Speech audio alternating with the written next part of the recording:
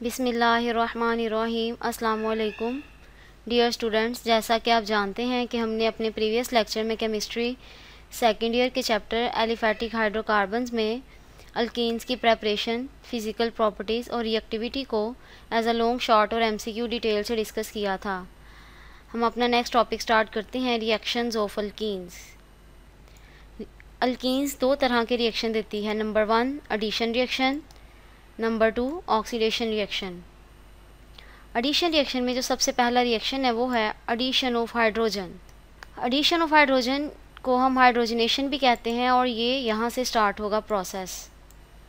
Hydrogenation is a process in which molecule of hydrogen is added to an alkene in the presence of a catalyst and a moderate pressure to give a saturated compound. The process is known as catalytic hydrogenation. Next हमें वो बता रहे हैं कि ये reaction highly exothermic है, heat evolve होती है। ठीक है, जो हीट इवॉल्व होती है उसे हम कहते हैं हीट ऑफ हाइड्रोजनेशन। ज़्यादातर अल्कीन्स की हीट ऑफ हाइड्रोजनेशन है 120 किलोजूल पर मोल। हाइड्रोजनेशन में एक टॉपिक है रेने निकल, ये बहुत इंपॉर्टेंट है, ये पेपर में अलहदा से शॉर्ट क्वेश्चन आ सकता है, व्हाट इज़ रेने निकल। तो फिर आप यहाँ से बताएंगे it is prepared by treating nickel aluminium alloy with caustic soda.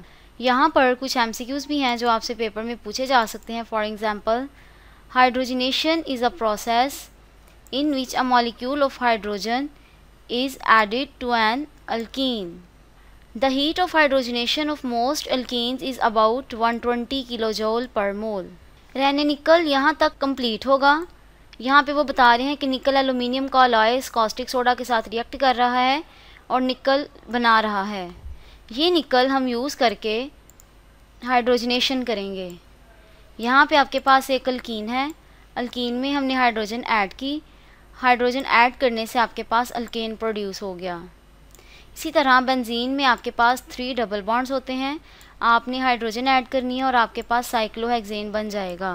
Catalytic hydrogenation का लेबॉर्ट्री में और इंडस्ट्री में यूज़ बताया गया है, ये भी आपने करना है। In industry it is used for manufacture of vegetable ghee from vegetable oils. In laboratory, it is used as a synthetic method as well as an analytical tool as the reaction is generally quantitative. Next है addition of hydrogen halides. आपने hydrogen halide की alkyne में addition करनी है। यहाँ पे आपको नज़र आ रहा है हाइड्रोजन और हेलोजन आप ऐड करेंगे तो आपके पास एक नया कंपाउंड बन जाएगा जिसमें डबल बॉन्ड आपका नहीं होगा। यहाँ पे आपको एक एग्जांपल नज़र आ रही है जिसमें आपके पास अल्कीन था, उसमें आपने हाइड्रोजन हेलाइड ऐड की और आपके पास नेक्स्ट जो कंपाउंड बन गया वो सैचुरेटेड है। जब हम हाइड्रोजन हेलाइड ऐड करते हैं तो रिएक्शन हमारा 2 स्टेप में कंप्लीट होता है। फर्स्ट स्टेप में हमारे पास कार्बोकेटाइन प्रोड्यूस होते हैं, ये आपके पास केटाइन है। नेक्स्ट स्टेप में कार्बोकेटाइन हेलाइड के साथ रिएक्ट करेगा और आपके पास अल्केन प्रोड्यूस कर देगा।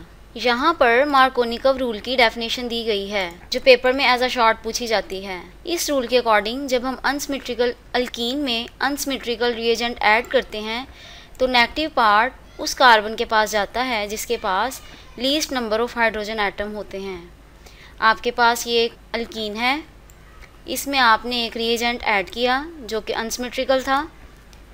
प्रोडक्ट आपके पास 2 तरह के बन सकते हैं, या तो नेगेटिव पार्ट उस कार्बन के पास जाएगा जिसके पास हाइड्रोजन की तादाद ज़्यादा है, या उस कार्बन के पास जाएगा जिसके पास हाइड्रोजन की तादाद कम है।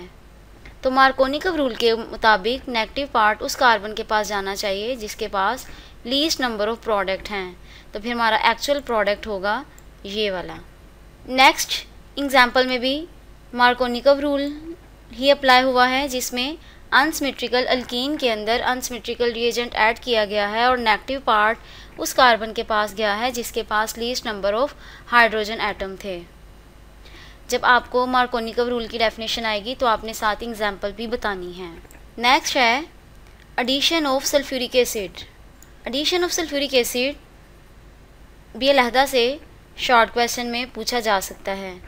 When alkenes are treated with cold concentrated sulphuric acid they are dissolved because they react by addition to form alkyl hydrogen sulfate. Alkyne में जब हम सल्फ्यूरिक एसिड ऐड करेंगे तो हमारे पास सबसे पहले इथाइल हाइड्रोजन सल्फेट बनेगा।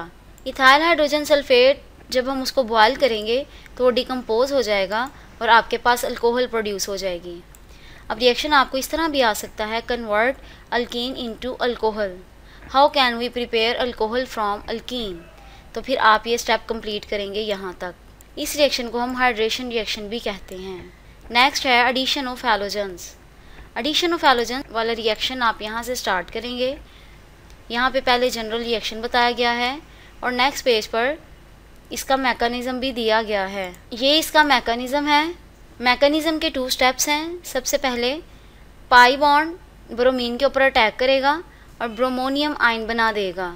सेकेंड स्टेप में the nucleophile bromide ion then attacks on the carbon of the bromonium ion to form vicinal dibromide and the colour of bromine is discharge, और आपके पास ट्रांस प्रोडक्ट प्रोड्यूस होगा। Mechanism में आपने ये reaction भी करना है और ये रिएक्शन भी आप मैकेनिज़्म में लिखेंगे। इस टेस्ट को हम detection of the double bond के लिए भी अक्सर यूज़ करते हैं। नेक्स्ट है addition of hypohalous acid. HOX को हम हाइपोहेलस कहते हैं। अब आपने अल्कीन के अंदर हाइपोहेलस को ऐड करना है और जब आप ऐड करेंगे तो आपके पास हेलोहाइड्रिन बन जाएंगे। In this reaction molecule of the solvent becomes reactants too. सबसे पहले वो हमें यहाँ पे हाइपोहेलस बनाने का मेथड बताएंगे। आपने हैलोजन का रिएक्शन करवाना है वाटर के साथ, आपके पास हाइपोहेलस प्रोड्यूस होगा। सिमेट्रिकल अल्कीन में आपने हाइपोहेलस की एडिशन करवानी है। हैलोजन आपके पास यहाँ पे कोई भी हो सकता है, क्लोरीन या ब्रोमीन, इन दोनों में से आप कोई भी हैलोजन ले सकते हैं। आपके पास हेलोहाइड्रिन प्रोड्यूस होगा। स्टूडेंट्स, आज का लेक्चर हमारा यहीं तक था जिसमें हमने रिएक्शन ऑफ अल्कीन्स में एडिशन रिएक्शन को डिटेल से डिस्कस किया। हम अपने नेक्स्ट लेक्चर में इसी चैप्टर को कंटिन्यू करेंगे। अपना ख्याल रखिएगा। खुदा हाफिज़।